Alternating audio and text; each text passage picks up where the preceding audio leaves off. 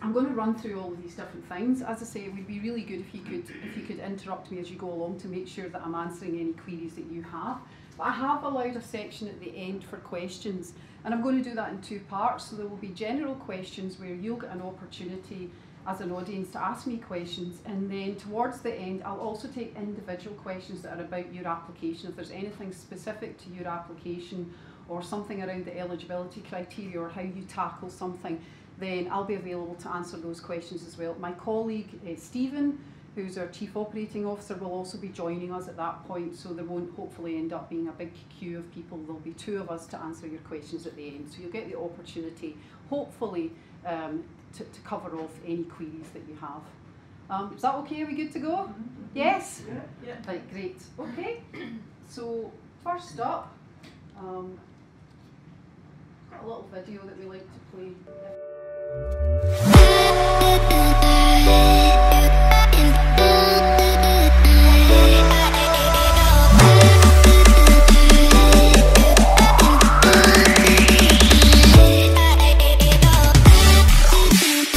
Feel thrilled, emotional, unstoppable. The journey at Edge is the best journey that you'll ever go on as an entrepreneur. It makes you look at your business in great detail, it inspires you, it encourages you. Definitely going to be life-changing for us in terms of what it's going to allow us to do with the business. It's just we could not be happier. We're over the moon. Yeah. So we just got some good news. We won the Young Edge. I'm absolutely thrilled, over the moon. It's going to make such a big difference to the company. It even had a wee shave to celebrate. Absolutely buzzing. We won Wildcard! Yeah! I'm quite emotional, don't quite have the words, but if you're thinking about applying for this, just do it. It's not for the big guys, it could be for your small independents, but it makes such a difference. Yay! Yay! Yay! Yay!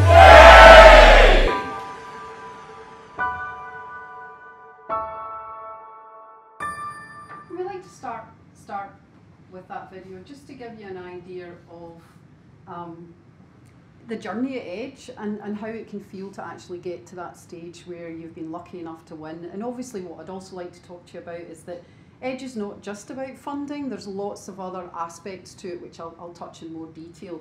So obviously the key reason that people come to Edge, and we know that, is because they're looking for finance, and we also recognise that getting significant sums of money, you know, where you're not having to give away equity or you're not having to go through a very tortuous, complex commercial lending process is quite difficult.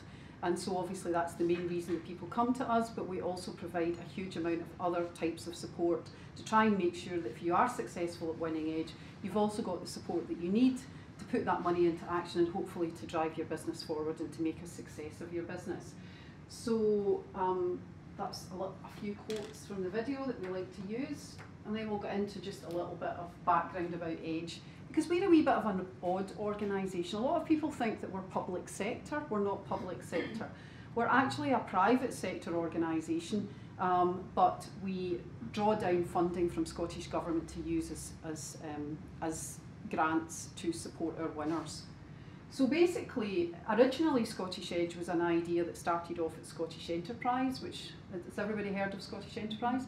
And then they spun it out to the private sector, and that's when we got involved. So we formed a social enterprise, and I think that's very important for me to put that out there at the beginning. Scottish Edge is a social enterprise. We exist to make an impact on the community, we exist to make an impact on the economy. That's why we're doing what we're doing. So when we're putting funding into your business, what we're hoping is that you will use that funding to grow your business, to create jobs, which is positive for Scotland, and to bring turnover into Scotland. One of the reasons we look at innovation, and I'll discuss that in a bit more detail, is because we're looking for businesses that can sell their product and service out with Scotland, and in doing so bring cash into the economy. So as a community interest company, we're looking for impact in the community. We're funded through a number of different organisations. Most of the funding for our running costs comes from private funding, and as I say, we draw down grant funding from Scottish Government, which we then disperse as prizes, and we also have created a revolving loan fund. We were very lucky that when we started, we got £2.5 million from the Royal Bank of Scotland, which we used to create a revolving loan fund. And what I mean by that is every penny that our winners pay back to us then funds the next loans. So to put that in context, this year we'll bring in about 900,000 in loan repayments from our existing winners, and we'll make about 1.5 million in loans.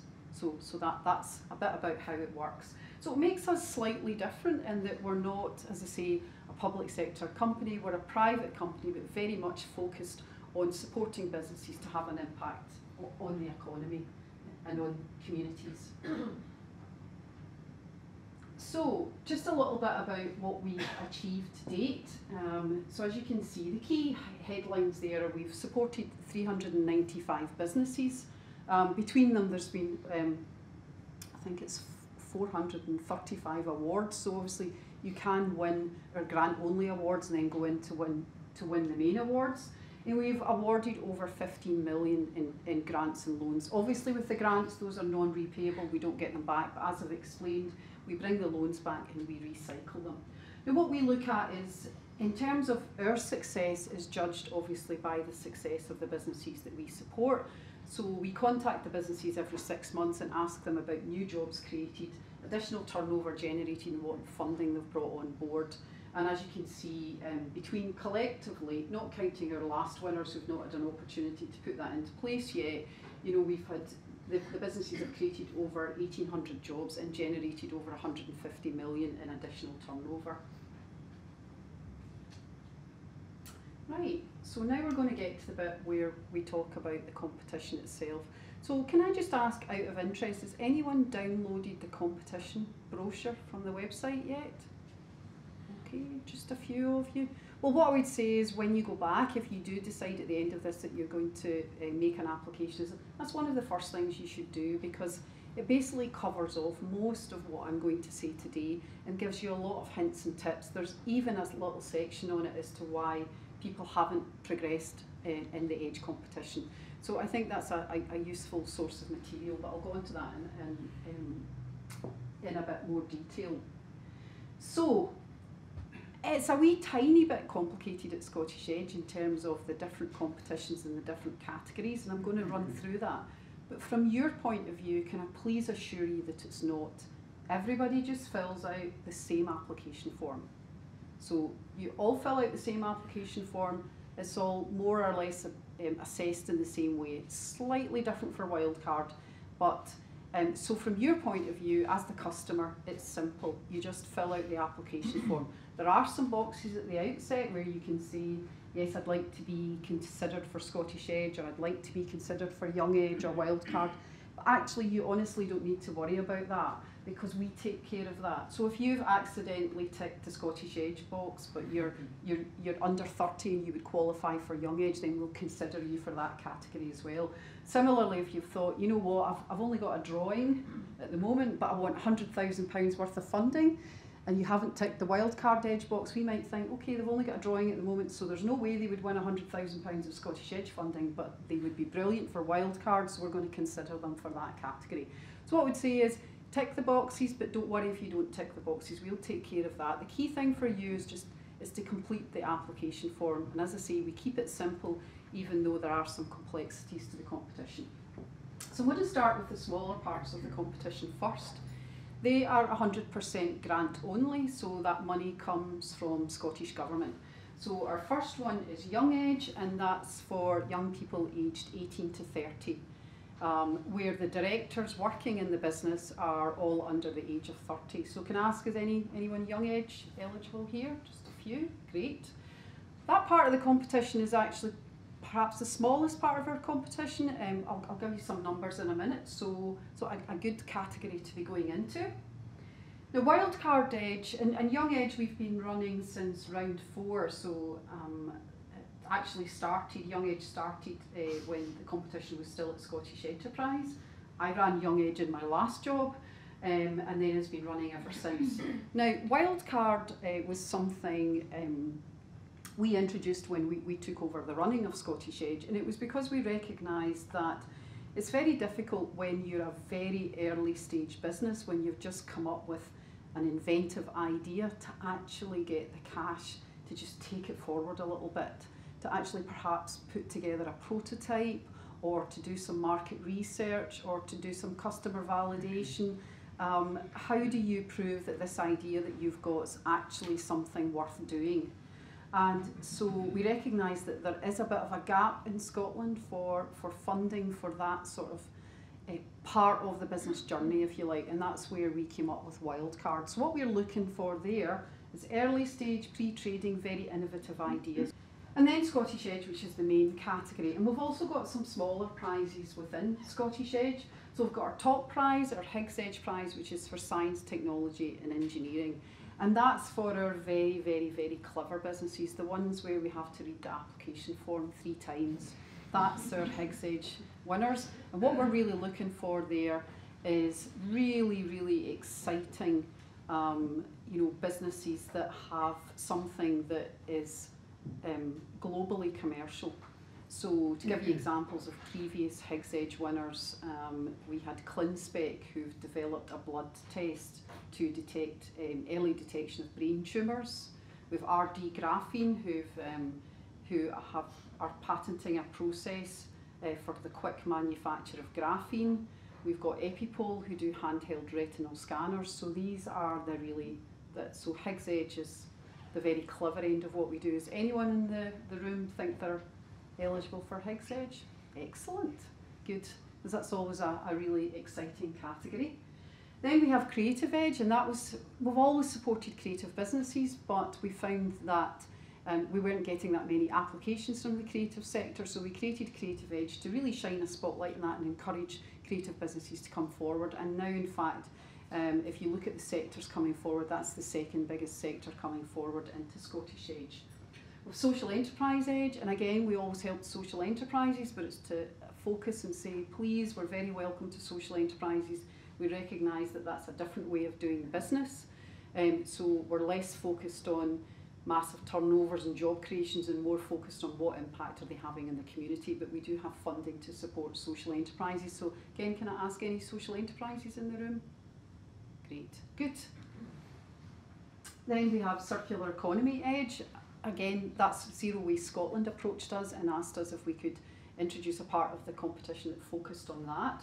So really what we're looking for are businesses that are considering the whole life of their product or service. And obviously part of that is linking those businesses into Zero Waste Scotland for advice and support to consider that. So we've helped a couple of businesses through that already, and we're hoping that there'll be an increased number coming forward, because obviously we all need to be thinking about our carbon footprint. And so if you do have a product or service that has a whole life reuse, then we'd be delighted to consider you for Circular Economy Edge. And then we have STV Growth Edge. Now that's slightly different because that's a prize that's going to be in addition to the Scottish Edge funding. So you could, for example, win £75,000 of Scottish Edge funding and the £75,000 of STV Growth Edge, so it could be quite a big prize. And essentially what STV have offered us is that we will give the winner £75,000 worth of free advertising on TV, plus STV will also make the advert. I mean, obviously they'll not make a Hollywood production, but they will make, an excellent advert that will go out on STV for that business over a 6-month period. And what we're looking for there are obviously businesses that can benefit from that. So, if we go back to one of the ones I just mentioned, you wouldn't put ClinSpec with their blood test for cancer detection and give them an STV Growth Edge award. But we do have Molk. I don't know if any of you have heard of Molk, the underwear brand. So that's a brand of underwear which is incredibly comfortable. So it's almost like the exact opposite of Victoria's Secrets. The bras and pants have got unicorns and rainbows on them, and they're incredibly comfortable. They sell them all over the world from a base in Perthshire. So Molk would have been perfect for that award. So we're looking at a business that if they advertise on TV, it will help drive people to the website or drive them to Amazon or wherever it is you're selling your consumer product. So that's essentially what we're looking for in that category. But there will be other winners within Scottish Edge where you don't need to tick any of these boxes. You don't need to be creative. You don't need to be circular economy. You don't need to have a consumer product. You will just win within Scottish Edge. So, anyone got any questions on the categories before I move forward? I have a question. So with the Young Edge, did you say all directors have to be under 30? No, you can have, for example, a company secretary who's over 30. You can have investors who are over 30 who don't work in the business. Okay. Well, currently I'm the only director, but in the next 6 months there might be other people joining. Is that? Do you have to? Is that affect? No, or is that just on the application date? It's on the application date, so that's not an issue at all. Okay, so then I'm just going to talk you through the stages. So as I said, we try to keep, we recognise that things have got a little bit complicated at Edge, so we try to keep it simple for you. So the key thing for you is you just need to focus on what you need to know to fill out your application form and make your 3-minute pitch video and get that in to us by 2 o'clock on the closing date. And then we'll take care of assessing your application, and then we will let you know whether you've progressed to the next stage. And what you can see there is that it changes a bit throughout the process. So for our Young Edge and Wildcard Edge, the next stage is a live pitch, and that's a final. So you would then come in, pitch for 3 minutes, have 7 minutes of questions and answers, and then at the end of that day, and that would be a closed room situation, so you could in fact be coming in and pitching in this room to 5 judges, and then at the end of the day the judges would decide who the winners are. With the Scottish Edge, because of the numbers that come into that competition, there's a semi-final stage. So you could go through the first stage, get to the semi-final. You would then go in very similar to Wildcard and Young Edge. You would be pitching in a closed room situation to a panel of judges. And then at the end of we have 3 days of semi-finals. The judges take the decision on who goes forward to the main final. And then the main final we hold at the Royal Bank of Scotland Conference Centre in Gogurburn, and we open that up to the public so that you can have up to 300 people in the audience. And we usually also have some special guests along. So for example, at the last final we had Theo Pafitas from Dragon's Den. We've also had Gareth Williams from Skyscanner, James Watt from Brewdog, and they come along as well and are part of the audience and also do a Q&A on stage. So there's, if you're in Scottish Edge, then you've got 3 stages to go through. Young Edge and Wildcard Edge are 2 stages. Okay, and I'll discuss those in a bit more detail. Forget I've got this. So sometimes people ask me about examples of businesses that have won to try and get a feel for what types of businesses come through Scottish Edge and who wins Scottish Edge. So I've given a few examples here. So Qantech won Higgs Edge, and as I'd mentioned, those tend to be businesses where there is the opportunity to commercialise what is a very clever idea globally. So Qantech approached us with an idea to extract chitin from langoustine shells and to turn it into biodegradable food wrap. So I hope your chins are dropping even just at the thought of that. And the interesting thing about that is that not only does the biodegradable food wrap work and biodegrade, but also because there is some sort of live bacteria in the chitin from the langoustine shells, it actually keeps the food fresher for longer. So manages to cover 2 challenges that we have, which is keeping food fresh, but also not smothering it in plastic.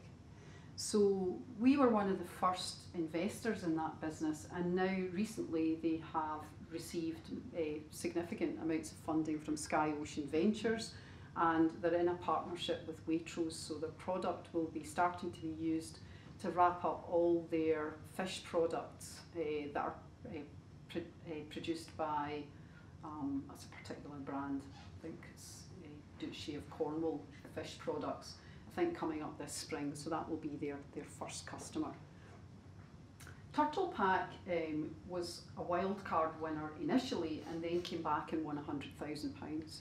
So initially when they came into us, they had a very simple idea, which was to come up with a different type of swimming aid for kids, and the swimming aid was shaped like a turtle, and it had and it's not, it might be polystyrene. I think it's more complex than that, but just the way I'll describe it is it's got shells that you take away gradually, so that gradually it no longer works as a flotation device.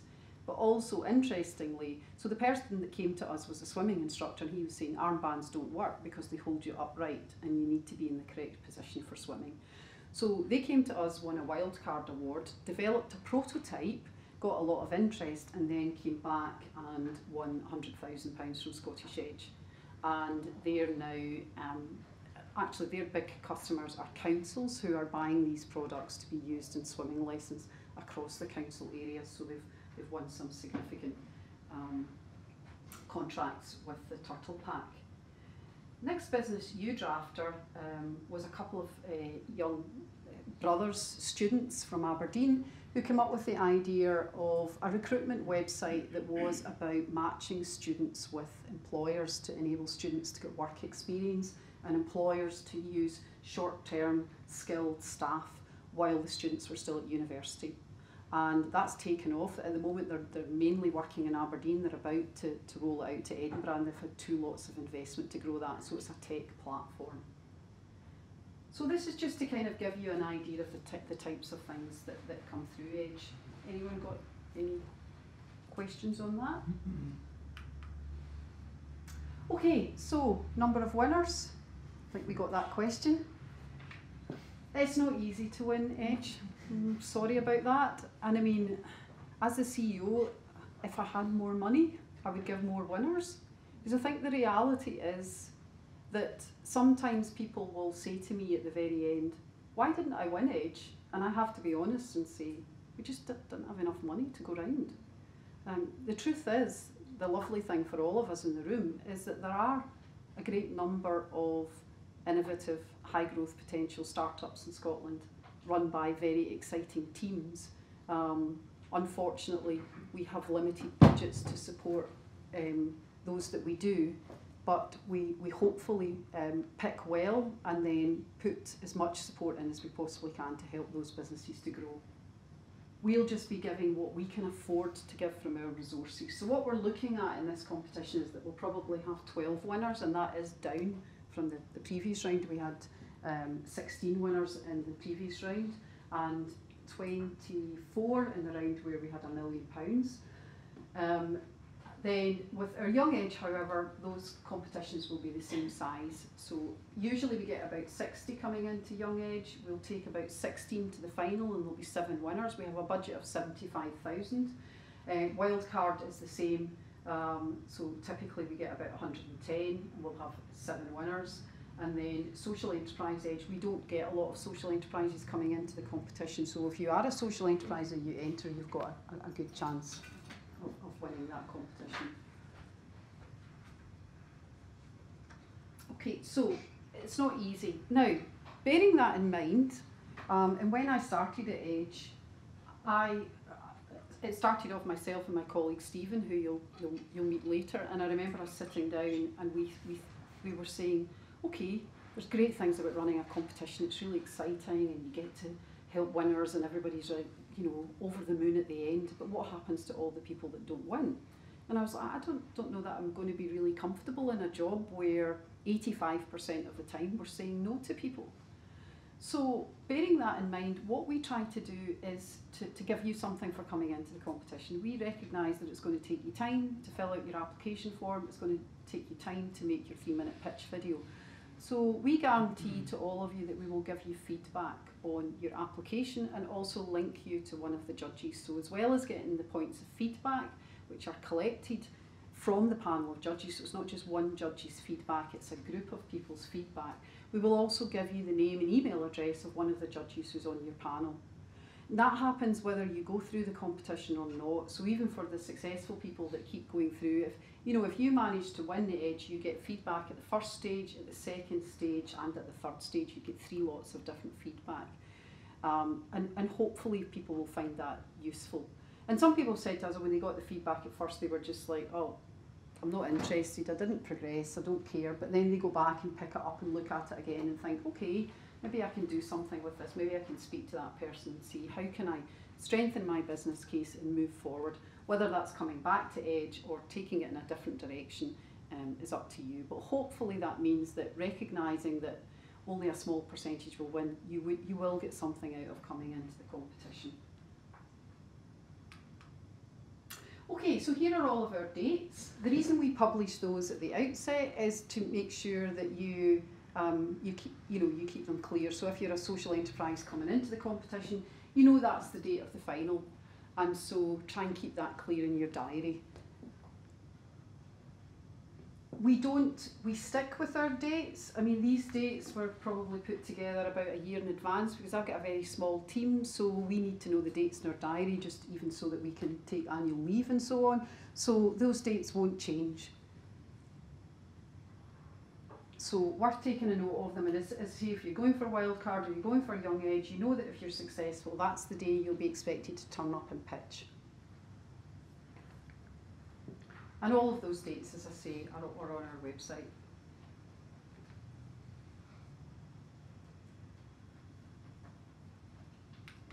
This is the page that you go to if you've decided to apply. So can I ask how many of you have actually started an application so far? Great, that's great. Good. So you'll already know a bit about what you see. So you can obviously go in and start an application. You don't need to conclude it. There's a point where you have to send it off to us, but you can go in just and mosey around and then decide whether or not you're going to go ahead with it. So you click on that button, and incidentally, a lot of people ask if this is photoshopped. It's not. We did actually send a trophy up into space, which was good fun. It was one of our wildcard Edge applicants who send things into space, so we took advantage of that. So then you get to apply, and you can click on New Applicant or Already Registered. So for those of you that have applied to Scottish Edge before, it means that if you've already registered, you can then draw down all the information that you've already got. So it means that you're not going back to square one and having to input all your details. All you need to do is go back and check. So obviously if your address has changed or email's changed, you just need to update it. So the good thing is it pre-populates all your data. If you're a new applicant, then obviously you have to go on and create a password and start inputting your key details before you can get started on the application form.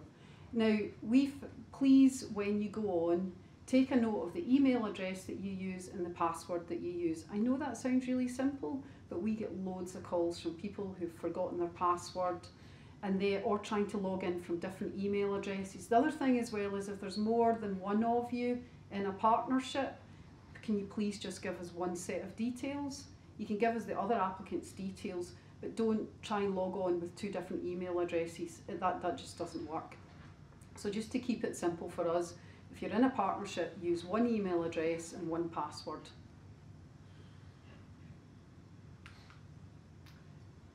Okay, so as you can see, there are 10 different parts to the application form, and you can see as you complete them how you're actually getting on along the bottom.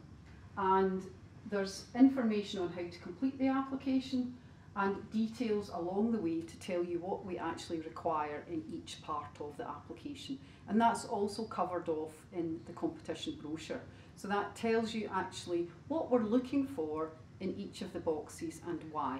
And essentially what we've done is we've tried to hone the application down so that you know exactly what we're looking for and why, and then you're not spending pages and pages thinking, is this relevant, or should I be telling them this, or should I be telling them that? And it's also to try and encourage you to be succinct. So one of the things I would say you'll find is that we give word counts against each question, and you can't exceed those. Now, one of the reasons for that is because we use around 90 to 100 judges for each round of Edge, and we don't pay any of them. So they volunteer their time, and they will be reading in the main around 15 to 20 application forms. So if we didn't have a word count, and I've done this because I get asked to judge competitions all the time, as you can imagine, and I've actually signed up to join competitions and they've had no word count or page count, And I've ended up going in, and some of the applications are 3 pages long, and once I had one presented to me that was 150 pages long. So obviously that's just not going to work.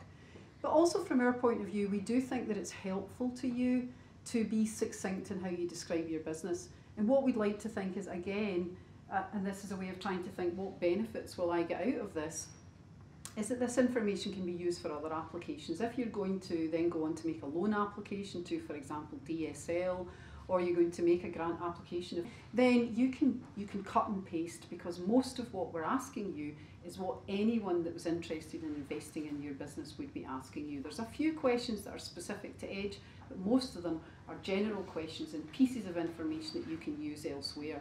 So think about it as not just for us, it's helping you to hone your mind on your messaging around your business and how you can then use that elsewhere. So the review your application button, just to say, is what you would do at the very end. So obviously prior to submitting it, you would review it.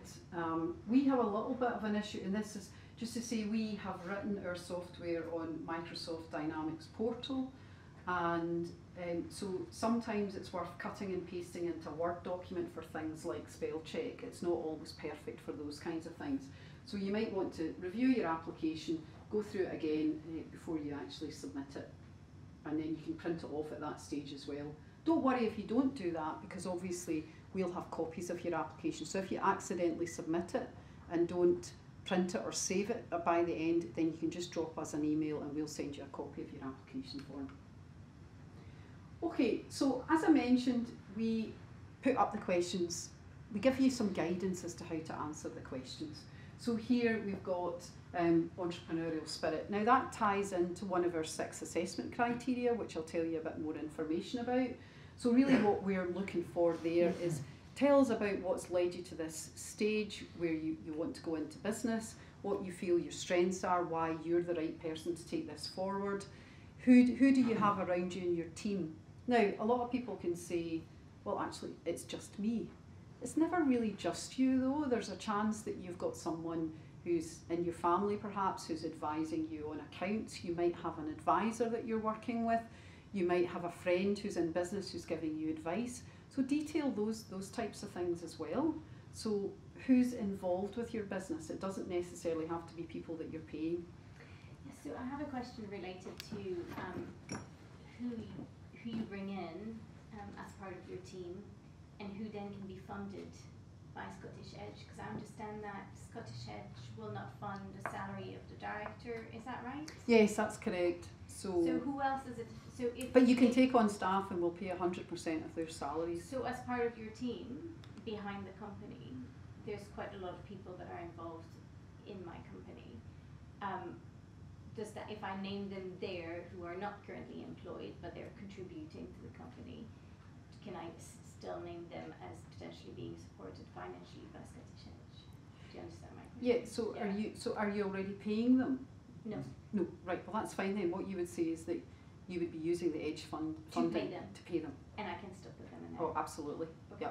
Yeah. Very much so. I mean, I would say the 3 main reasons are the 3 main things people use Edge funding for are taking on staff, so growing your team, sort of product, service development and marketing. That's the 3 key areas that people ask us for funding. So absolutely, often you will have people that are supporting you, but you're relying on their goodwill at the moment, and you need to find a way to formalise that. So that's where we can come in. We can prove to be very useful. So as I've mentioned, Scottish Edge has 6 assessment criteria, and you will be assessed against those 6 assessment criteria throughout the entire process. So at the first stage, the judges will be scoring you against the 6 assessment criteria. At the pitching stage, that will happen, and at the final stage. So everybody's looking at the same assessment criteria and scoring you out of 5, with 5 being wonderful, fantastic, and 1 being maybe needs a bit of work. So we've asked you for a brief description of your business. Keep that really succinct. That's for us to use all the way through the process. That will probably be what ends up in the app if you get to the final. Obviously how much you're applying for, and we'll come to that in more detail. A bit about your business proposal, product and service, and then on to innovation. So, why innovation? I've tried to paint a little bit of a picture about that at the outset. So why is Scottish Edge looking for innovation? What we're really looking for is a point of difference. So as I've mentioned, we've got Qantec, so biodegradable food wrap made from chitin extracted from langoustine shells. I think we'd all agree that's pretty out there. But also on the other side of Scottish Edge, we've got square chocolate bars wrapped in absolutely beautiful designs that sell in top-end department stores all over the world. And you'll say, well, what's innovative about chocolate? It is innovative if it is packaged, presented and sold in such a way that makes it feel like a luxury gift item, and that's been bought into by Fortnum and Mason's and you know, the top department stores in Tokyo and you know, in Paris and New York. So it's a small point of innovation, it's a small point of difference, but it's the difference that means that that product is able to sell not just in Scotland but out with Scotland. So when we talk about innovation, we're just talking about what is your point of difference. If you're going to be making chocolate and there's a million people making chocolate, what makes your chocolate different? If you're doing a soft drink, and there's a lot of people coming up with innovative ideas for soft drinks at the moment because of the decrease in people drinking alcohol, what's going to make your soft drink be the one that stands out? What's going to make it sit above others? So it doesn't have to be handheld retinal scanners. It just needs to be a point of difference, and that's what to think about when you're describing your innovation, is what is making your product stand out, what's your unique selling point, why is it that customers would be attracted to what you do over what someone else does if they've got a similar product in the marketplace. Okay, so entrepreneurial spirit we've touched on. Business growth potential. As you will know from looking at the criteria, we're looking for businesses to achieve a cumulative turnover of 200,000 over 3 years. So one of the key words there is cumulative, so you could do 25 in year 1, 50 in year 2 and 125 in year 3. It's not saying that you need to be turning over 200,000 by the end of year 3. But it's still setting the bar reasonably high. And obviously we're looking for businesses that can go beyond that, you know, so we're looking for businesses that, you know, ideally we're looking for some of our winners to reach really high turnovers. I mean, we have a handful of our winners that are in the 10 to 20 million range. We've got one that's close to 100 million. So obviously for us that's very positive, because that's got a positive effect on Scotland. So what we're looking for you there is to demonstrate how you could do that. How could you build your business up to achieve that turnover over 3 years? And you need to obviously, rather than just stick in, well, I would do 25 in year 1 and 50 in year 2 and 125, because that's what she said at the workshop. You need to obviously demonstrate how you would actually do that. The one thing I would say as well though is that we don't shy away from businesses that aren't going to turn over anything for a few years or make any money, because we recognise that that's what business is like. So a good example of that is we have a winner from round 6, which was June 2015, who has just started trading now. So it took that amount of time because it's an incredibly innovative product and service to get the product to market. As long as you're really honest about that, but there is a lot of potential at the end of the day, then that's fine. Okay, so customer focused, this is really key. Now we recognise, I have to say however, we do recognise if you're wild card that that's a tricky one to answer. That's why I was saying everybody fills out the same form, everything's assessed in the same way. With wild card we recognise that customer focus is a difficult one, because it may be you've come up with the idea, but your customer engagement is tiny at this stage. We get that. So don't worry about that as much if you're wild card. For everybody else, you need to detail who you've engaged with. Now, often the way that people do it is they go on Google or you know, they spend the afternoon online And then they say, okay, well the global market is this size, and the market in the UK is this size, and I'm going to get 0.5%, so my turnover is going to be 5 million in 3 years. What does that mean?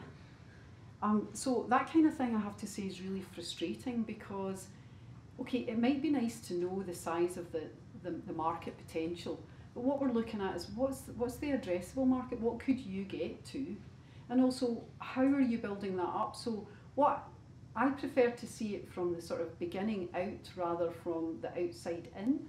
So who have you had conversations with? Who's expressed an interest in your product? Who's working with you? How are you going to turn that into actually securing sales? So actually make it much more specific rather than just these. Because if we see this, well, it's a big market and we're going to take a share of it, that just doesn't tell us anything. And that's probably the most frustrating part of reading Edge application forms. Sorry, Karen. I work in mental health in schools, so would you want me to name specific schools, or is it okay to just, I mean... Oh no, definitely name specific schools.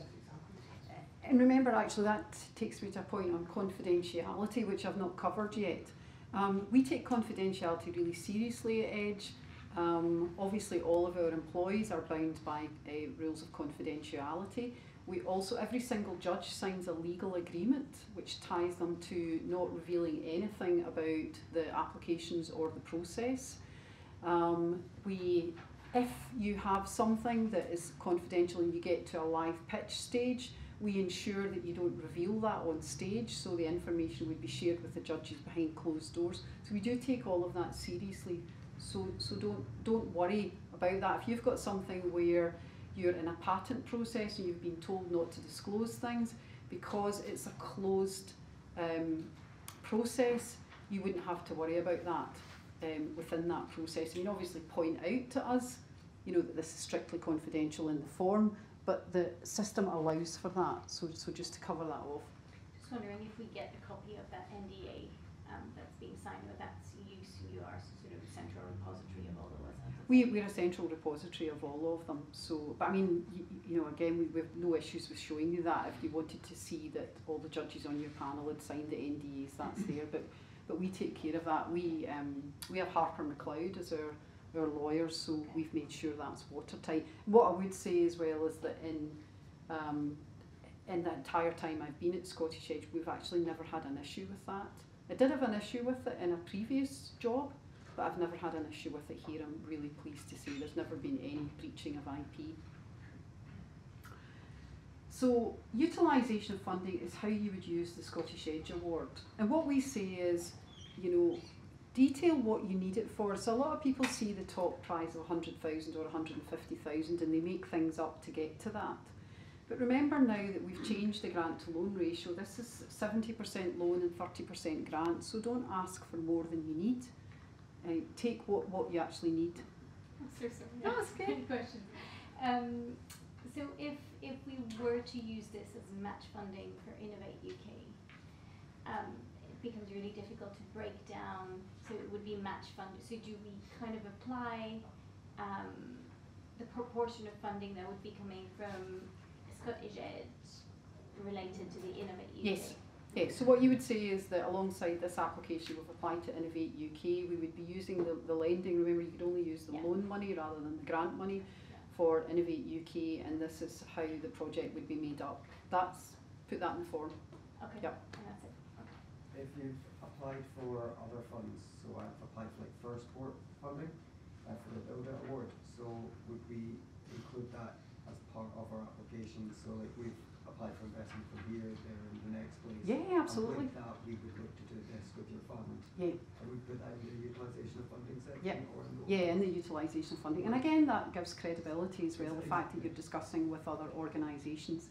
It's also good as well to see that you're not, so as I say, going back to sadly our original numbers where we're looking at 12–13% of overall applications coming in. So we have to say to people, you can't rely on Edge as a source of funding, you have to be looking at other options, and it's good for us to see that you're doing that. So risk awareness, so what I would say is that of the 6 assessment criteria, the one that usually scores the highest is entrepreneurial spirit, for obvious reasons. You're all taking a risk in doing what you're doing, and that deserves to be recognised. Risk awareness is the one that scores the least. Because I think sometimes people have a perception that we don't want to hear what your risks are, that if you're honest about your risks, that we'll think, oh gosh, this is really risky, we should never get involved in this. It's the absolute opposite. If you are honest about your risks and how you're going to mitigate them, or how you would hope to mitigate them, then we view that very positively. We view you as being very mature in your approach. Whereas if you sort of say, and honestly, I have seen in that question, there are no risks in my business, which always makes us laugh. Well, clearly that's not even a 1, that's a 0. So every business has risks. Showing us that you understand the risks and that you're dealing with them could get you 5 out of 5 in that section. And because it's important, because it is such a competitive process, getting 5 out of 5 for your risk awareness versus 3 out of 5 might be the one thing that propels you to the next stage. So don't ignore that part. Then we have key highlights. So that gives you a chance. That's your showing off section. So show off all the great things that have been happening to you. And then attachments, we only allow product visuals. So what happens is people will attach business plans. Well, we're not going to read them, don't waste your time. Or extra information, we're not going to look at it, sorry. Visuals are the only thing you can put in there. If it's tech, it's a website or it's an app, then you get visuals of that. If it's a product. So you have a video? Sorry? You have a second video? So could you do the additional? No, we wouldn't look at a second video either. And I'll explain that why from the judging room point of view. Then there's your video link, and then you sign a declaration and submit it, and then forget about it after that until we come back to you. Sorry, Evelyn. Yep. Just a question on one of the sections, the utilisation of funding bit. How specific do you want that broken down? As in, if you're asking for 100,000 for East members, do you want it in 50 grand will be for marketing, 50 grand will be for R&D, and then do you want those broken down? Yeah, we would want that broken down. So if you're putting £50,000 in marketing, now obviously we know at this stage that this is guidance, and I'll explain that after people win, we sit down and review all of that with the winners anyway. But we would want you to see, if you were putting £50,000 in marketing, and again we see people doing that, they'll say, I'm going to invest £50,000 in marketing, but they don't actually say what does that mean. So if you said, well, I'm taking a full-time social media manager, I'm going to be doing pay-per-click ads, I'm going to be doing Facebook advertising, I've got a PR campaign happening here, 5,000 of it is for my website and photography, that's much more compelling. Okay. So go back to the utilisation of funding.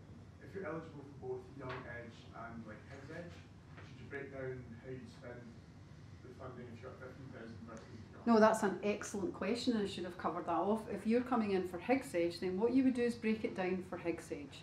If, as it turned out, that the panel felt you were more appropriate for Young or Wildcard, you get an email from us saying, really sorry, you're not going forward in Higgs, but you have got a place to pitch at the Young Edge final or Wildcard. Can you give us a fresh budget for £10,000? So, because you might have asked for 150, so it would be very difficult for the judging panel to assess you if you're only coming in for 10. So we get round that by asking you to do it again and see how would you use £10,000. So that's all covered off. And could that go the other way? Could you say, oh, actually you need more, or do you need to just go in for what you want? So say if you only, I'm interested in the Young, so maybe like 15,000 I think is the max. But could it go the other way? So could you guys come in and say, actually, you're eligible for, yes, larger amounts? Yes, we have done that before. Right, okay. And then in terms of, but you can't, unfortunately, we don't allow the applicants to change the amount that they apply for during the process, but the judging panel can.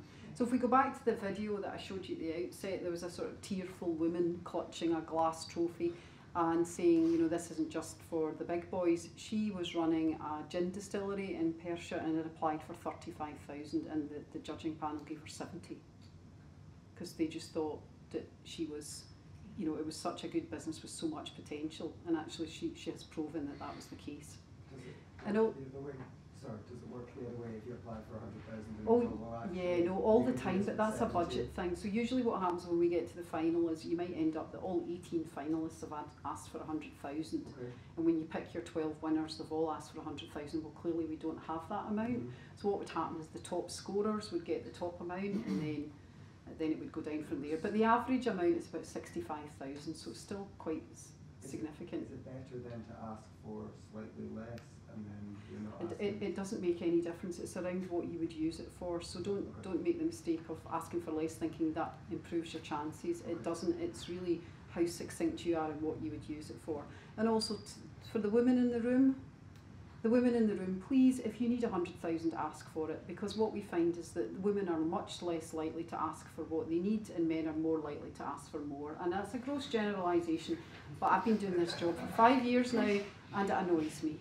Okay, so that's just it's just the case. So the video pitch.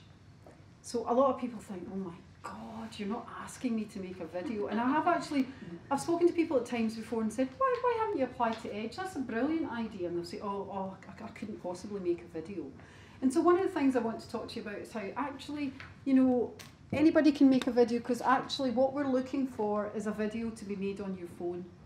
So we're not looking for anything special. We're not looking for you to get STV out to shoot your video, or your pal who does weddings and owes you a favour. You don't need to do that. I mean, don't get me wrong, we have had some amazing videos in the past. It doesn't need to be that. It can be just you and your phone. So that's, you know, what's important to get over is it can be very simple. The key thing we're looking at though is what you cover in the video, and what we would suggest is in the same way that you're writing out your application form, have a script for your video, and then when you're shooting your video, have your script on the wall and read from your script to make sure that you're getting the key points over. Now here's 8 points that we say if you cover in your video, you've probably covered off the key pieces of information. It doesn't matter what order these are in. Obviously it's good to get the introduction, the problem and the solution up front. Everything else can come in different parts of the video. But these are quite a good guide as to what you can cover in your video.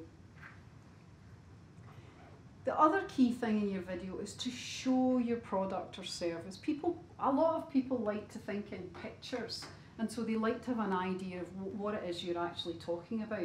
Obviously that's quite easy if you have a food product, if you have, you know, or you have, you know, some sort of consumer product, or you're making underwear, or you've got something that you can easily show on the screen. It's a bit harder, of course, if you're a tech business or you've got something quite, you know, complicated. But you can still try and get over information about that. If you've got a tech business, you can have screenshots, even if those are just draft screenshots or dummies. You can have drawings. You can give people something visual so that they can think, ah, right, I get that. I understand how that works. Even with something to do with satellites, you can have some sort of cartoon or drawing that shows how it would work, so that people, what you're really hoping is that at the end, the judges watch the video and then say, okay, I get that.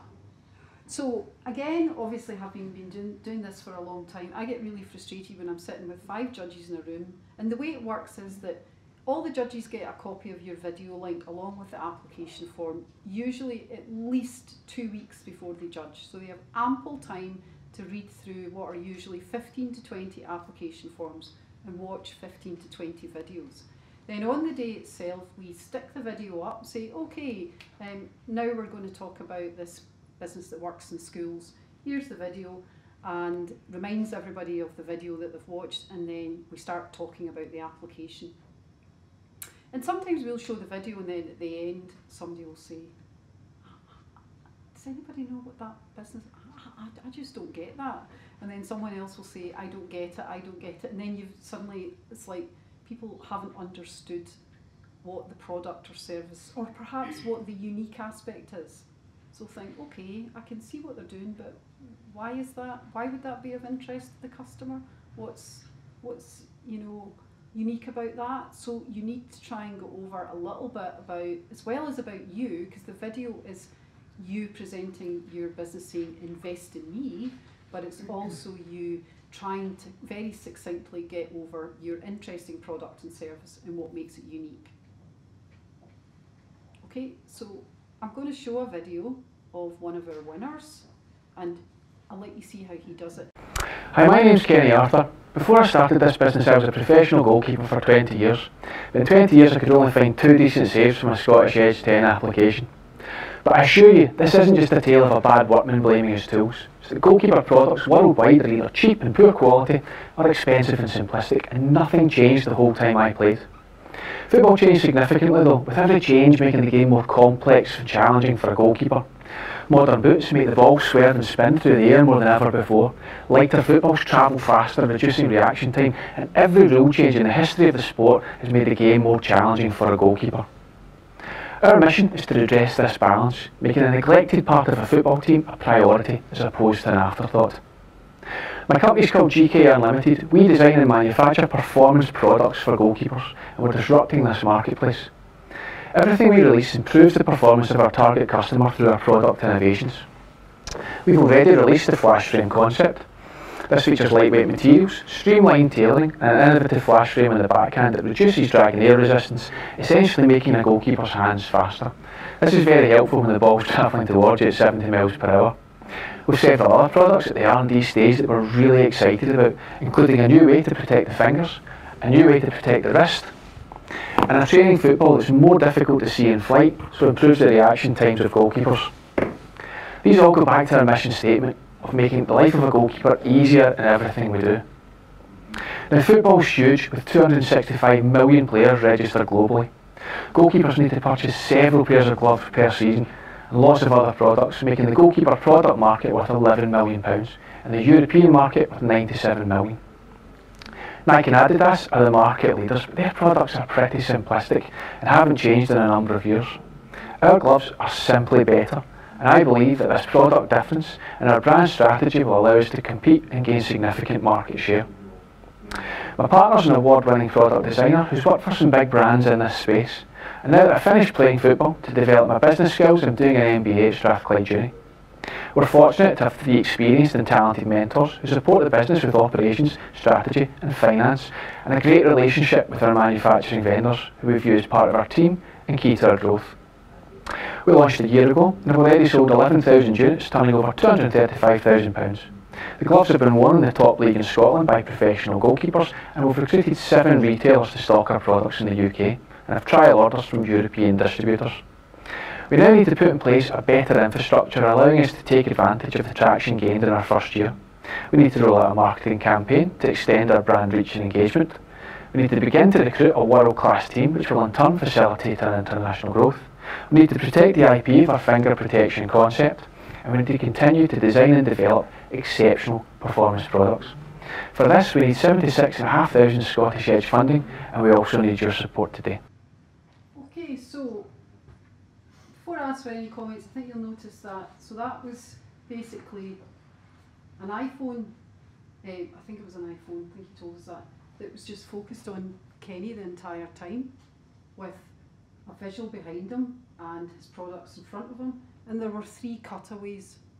So there was a cutaway to the goals that he'd saved, and a cutaway to 1 product shot and 1 technical detail shot, and that was it. So what's your thoughts on the video? It's great. It was quite succinct. I liked that he did seem to have it seemed to almost follow the formula that you put up. It was quite clear about what the problem was, what his solution was, who he was in the team, and how credible they were, and what he needed from the page. Yep. It was quite simple. Yep. And you could clearly tell he was, he'd scripted it. He was reading from a script, but I mean, he obviously had rehearsed that a couple of times, I think, because it comes over very natural. And you get, as you say, you get the key information. He stated exactly what he wanted the money for. He was very clear on that. And at the end of it, you knew exactly what he was doing, so there was no time wasted by the judges in thinking, what's this guy up to or what's unique about it, so he'd already got all that. So then what happens in that stage is if the judges get what's unique about it, get what's interesting about it, understand the product, then what they're talking about is the business opportunity. And that's what you want to get, that accepting the innovation, and then what they're looking at is what's and accepting the team, and then they're looking at the opportunity. That's the position you kind of want to be in when people have watched your video. Any criticisms of it?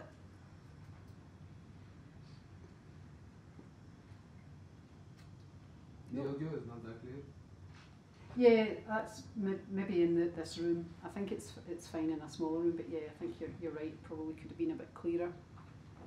But again, that's the reality of recording on your phone. Although these have got better. That was made for Edge Round 10. So Kenny was actually one of our winners who got more money. So I think he'd asked for 76,500, and they gave him more money because they felt there was a real opportunity there, and actually, and that business has continued to grow. Do you ever find that you have videos with more than one person in it? There is obviously different people that have different elements within the business. Do you have the video, or is it just normally one person in the video that kind of? Well, no, I think it's great if you can get more people in the video. I think if you've got a really strong team, if you can have a few of you in the video chatting, then that's great. I mean, what you don't want is for you to be talking and your team to be standing behind you thinking, what am I doing here? And that's similar to pitching. I mean, I have a personal dislike of people that bring team members in. You say, oh, I'm bringing this person into the pitch, and then the person just stands and they'll help with the Q&A, and then they just answer all the questions themselves, and the poor person's just standing there. So I think if you are involving the team members, then it should be active.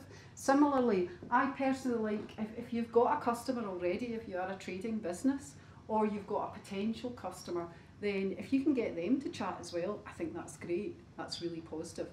Gives an extra level of complexity, but if you think you can pull that off, so for example, Karen, you mentioned you work in schools. If you've got head teachers that can talk about your service and are prepared to just even give a 10 seconds, we've been working with Karen and this is the outcome, that's great, because it just adds a level of credibility and the voice of the customer. But obviously, as I say, those are more complex, and what you have to do is obviously make a video that you feel comfortable with. Don't decide to take on a big production with all your team members chatting and customers coming in and product cut shots and stuff like that, and then end up giving yourself a big headache and a big worry. You can do something fairly simple and that works. And when you go onto the Scottish Edge website, there's a link to a YouTube site with a whole bunch of videos. One that I like is Turtle, the sleep scarf, and it's just Michael and his sleep scarf late at night. You can tell it's dark. It's probably the night before the application was due, but you just, his passion comes over really well, and that is a one-shot video. There's no cutaways at all. It's just him, his product, talking to camera very succinctly. So we'll put a few examples up to try for you to have a look at. Will the videos become public? Or will you share them on your social media? No, we wouldn't do that unless we got your permission to do. We don't tend to do that. So what we say is that you should make your video private, and then it's up to you what you do with it. But we would never publicise it without asking your permission first. And also, is there a percentage of how much of the scoring is video dependent and then the application? No, it's all scored together. It's all sort of part of the same package. I mean, I do want to get this over as well, because obviously if you get to the next stage and you pitch, people think Edge is a pitching competition. It's not a pitching competition, it's a business competition. And that's why I'm saying you don't need to make some super amazing video. It's a business competition. We're interested in really great businesses. That's the most important thing. Sorry, someone had a question. Yeah, with the other additional attachments that you're allowed, did you just say product visuals and press clippings and stuff attached to that? Or? Yeah, it's product visuals we're looking for. I mean, you could attach press clippings. We might look at those if it was giving us a better view of the products, but it's really product visuals we're looking for. And again, you've got to remember, so if you're lucky enough to win Edge, you might come back one day and judge for us. And what you'll realise is that you've got, it's a hefty workload. If you're sitting, we start at 9 in the morning with 20 applications. You've got to play the video, go through the application, discuss the application in general terms, discuss the application in detailed terms, score the application out of 5 on 6 assessment criteria and move on to the next one. We spend a minimum of 10 to 15 minutes on each application. I've seen a judging panel spend an hour and a half on an application. So it's a lot to get through. So if you add a whole load of things, they're just not going to get looked at. They might get looked at home when the judge is at home in their study or their kitchen table when they're doing their homework, but unlikely to get looked at in the judging room because you've got a lot to get through.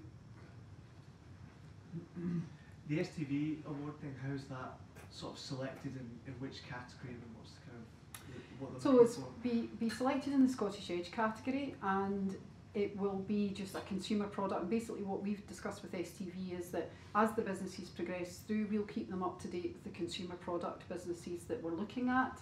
And then when we get to the final, so at the final typically we would be taking 18 businesses forward to the final. There might be, say, 6 of those that are consumer products. We would then get in touch with STV and say, which one do you think would benefit most from the award? And they might say, okay, well here's our top 3. It might be that none of those actually win on the day, in which case we might go with number 4, but we would get them to rank them because obviously they know what works, so we're taking their expertise into that, right, into the judging room. Okay, so just a little bit about our assessors and assessment process. I've told you about how it works, you know, play the video, do the discussion. We try and have a mix of people on an assessment panel. So we're trying to make sure it's not all bank managers, which would not be great, or it's not all business advisors from Scottish Enterprise, which equally might not be great. It has to be a mix of people. It's much better if you've got, say, someone who's a banker, someone from Scottish Enterprise or Business Gateway, a lawyer or patent agent, one of our former winners, someone who's an investor, someone who's a sector expert, they might be a consultant in food and drink, for example, and maybe another business support organisation. So we're trying to make sure that we've got a mix of skills and experience in the room. So obviously if you only had bank managers, they would only be looking at the finance. If you only had lawyers, they would be looking at the IP and the contracts. What you really need, people with different skills and experience looking at your business. The other thing is we do sector specific judging.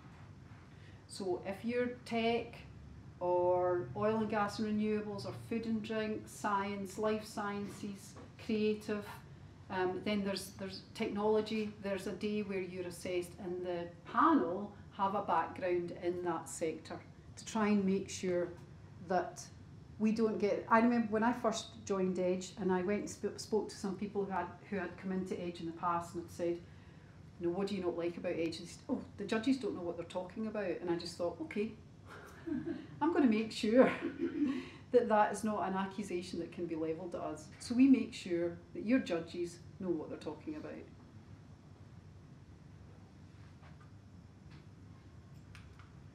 Okay, I'm not going to run through those again, that's assessment criteria, but you should have them in front of you when you're filling out the application form. Does this add to this assessment criteria? Is this going to get me 5 out of 5? Jonathan? You mentioned there was a focus on business that can achieve export. If, for example, we're making a product and service in the domestic market that would normally have products imported to the UK, does that equally judged as being equally as valuable? Would you be selling it in England? Yes. That's export. Excellent. Okay, so top tips. Application support. So you go onto the website and there's a little bit where you can click on and it says application support, and you can go on and it runs through the details of the competition. There's the apply now button, the assessment criteria that I've just showed you, links to 3-minute pitch videos, FAQs, there's a sample application, video pitch examples and a competition brochure. So there's lots there. And then if having gone through all of that you're still thinking, I don't know how to answer that, or I don't know how to make that work, that's when you pick up the phone or you send us an email. So the Scottish Edge office number is there. There's 7 on the team. Whoever picks up the phone will help you. Or, and actually I should say, whoever picks up, we had a winner from the last round who kept phoning our marketing manager. She was really underconfident and she phoned him over and over again. But she just needed a lot of help, and he gave her a huge amount of help, and she ended up being one of our winners in the last round. So if you need support, pick up the phone, and if you need lots of support, pick up the phone, drop us an email, we'll see what we can do to help. Okay, so don't just be sitting there thinking, I don't know how to answer that, because we can give you advice. Okay, so just very briefly, I think I've covered a lot of these points anyway, but yeah, make it easy, and that's difficult with tech. I appreciate we've mentioned that. You want to make it easy, but also you want to get over the cleverness in what you do, so that's a wee bit of a challenge. Know the assessment criteria I've mentioned, be specific about your innovation. Financial forecasting, I haven't mentioned that. Sometimes people think, well, it's a competition where they're looking at cumulative 200,000 turnover. So if I put in that I'm going to turn over 20 million in 3 years, I'm definitely going to win. It doesn't work like that. We're looking for realism. We're looking for, it's absolutely fine if all you're aiming for is the minimum annual turnover. If you have a credible way as to how you're going to achieve that, you will be rated just as highly as someone that's perhaps put in that they're going to turn over 6 million, but there's a lot of risks and doubts associated with that. So, you know, we're not looking for you to give us crazy numbers. We're looking for you to give us realistic numbers, bearing in mind we know that projections are always a bit finger in the wind, so we get all that as well. Do you prefer some kind of projections based on specific data over other? Yes. Yeah. So, like, what type of projections you? Well, then if you could say that you were going to be speaking to, you know, you were going to win a contract with a certain customer which would be worth a certain value, and that would then lead to other customers that would be worth a certain value, and then that would be a particular route to market, and then in another route to market you would expect this to happen, so that there's actually some justification for how the figures build up. So mine's a social enterprise, so we're helping the community as well. So do you prefer figures from Office of National Statistics, or do you have a preferred supplier of raw data, as it were? Well, would you prefer, like, so mine is to help unemployed people, poor people. So I live in Greenock, which is economically deprived, so how would, other than, do you have a specific type of? Well, I think if you, so in that case I would probably, I mean, obviously Greenock is one of the most deprived part. In fact, did it not recently win? We if won that's a overall, but competition? we did win every category. We weren't the worst in everything, but we worked overall. Well, I personally know a lot about Greenock because my best friend's a head teacher in a Greenock primary, so in that case it would be useful to put down things like the SIMD stats, you know, free school meals, these kinds of things. But that's to kind of paint a picture, I think. What we're really interested in is how that then creates a market for your social enterprise and what impact you would make. And what I would say with social enterprises, back to, we're less concerned about turnover.